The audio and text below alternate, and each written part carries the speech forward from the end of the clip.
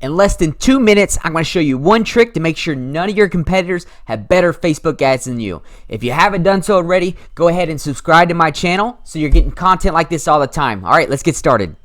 There's no better way to start than by looking at your competitors' ads. So it's going to be a quick, easy step. I'm going to go to facebook.com, and from here, I'm just going to add ads library.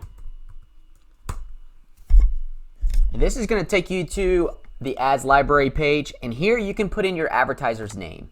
So let's just put in, I got a few here, Kevin David.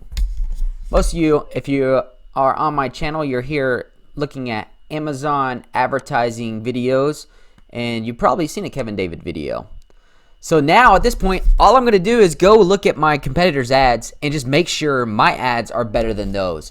So I'm looking at their titles, how appealing, I'm looking at the font, just everything. And then I'm looking at the videos as well and see what's working, what's not working. So what's cool about this is I can see every single active ad currently on Kevin David's page. Pretty cool. And it doesn't have to be just Kevin David. Let's go look at Grant Cardone. Anybody that's running advertising on their page, you can pull up all of their ads.